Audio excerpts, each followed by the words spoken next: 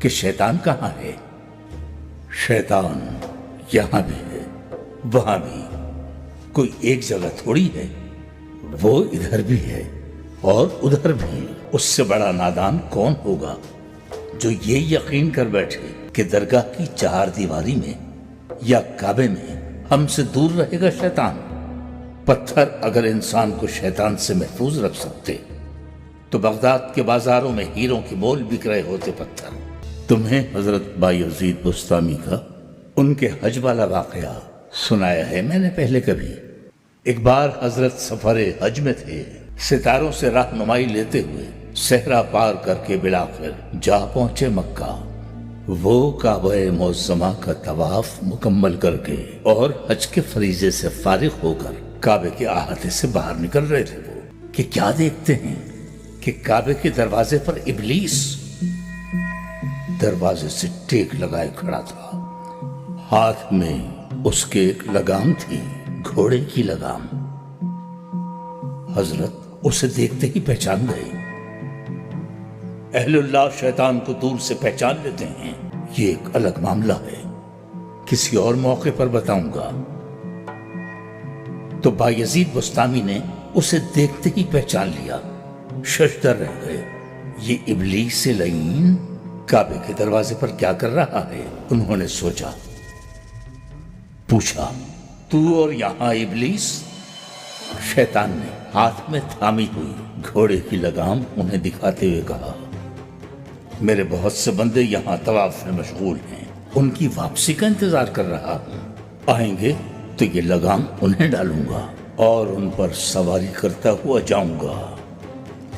یہ سنا تو حضرت بایزید بسطامی نے پریشان ہو کر ابلیس سے پوچھا، کیا میں بھی ان میں سے ہوں جنہیں تو لگام ڈالے گا؟ ابلیس نے ان پر ایک نظر ڈالی، پھر مسکرایا اور طنزیہ انداز سے ایک زوردار خیخا لگایا اور پھر آہستگی سے ان کے کان میں بولا، تم پر تو میں بغیر لگام کے سواری کر سکتا ہوں، ہاں یہی ایک تلخ حقیقت ہے۔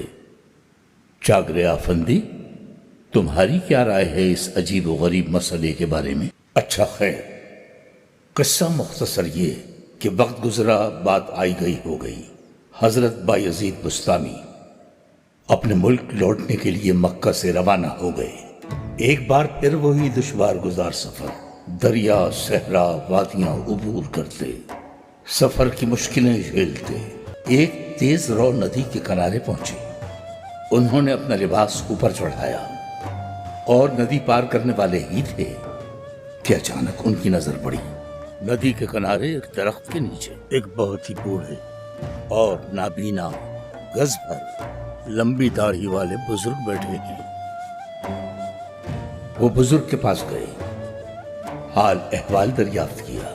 بزرگ بولے، بینائی سے محروم ہوں فرزند، حج کر کے لوٹا ہوں اور پریشان بیٹھا ہوا ہوں، میں بوڑھا نابینا اس حالت میں ندی کیسے پار کروں؟ حضرت بایزید بسطامی کا دل بھر آیا۔ انہوں نے ایک دم سے اس بزرگ کو اٹھا کر اپنے کندھوں پر بٹھا لیا اور پانی میں اتر گئے۔ پانی کا بہاؤ خاصا تیز تھا۔ بہرحال کسی طرح وہ ندی پار کر رہے تھے، لیکن ابھی عین درمیان ہی میں پہنچے تھے کہ بزرگ نے جھک کر حضرت کے کان میں سرگوشی کی، کہا تھا نا تم سے کہ تم پر تو بغیر لگام کے سواری کر سکتا ہوں، تو پھر شیطان کہاں ہوا؟ پھر شیطان کو تلاش کرنے نکلو تو یہاں بھی ملے گا، وہاں بھی ملے گا۔ اس زوم میں مت رہنا کہ بچ جاؤ گے اس سے، بغیر لگام کے سواری کر سکتا ہے، ہم جیسوں کی کیا اوقات ہے۔ جب حضرت بایزید بسطامی نہ محفوظ رہ سکے اس سے، بات صرف اتنی سی ہے کہ یہ یہاں اور وہاں انسان کے اندر ہی ہیں۔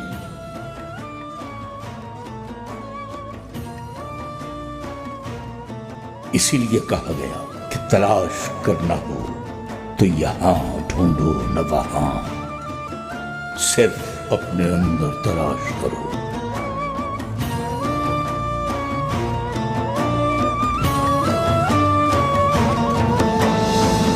وہی یہاں بھی ہے اور وہاں بھی۔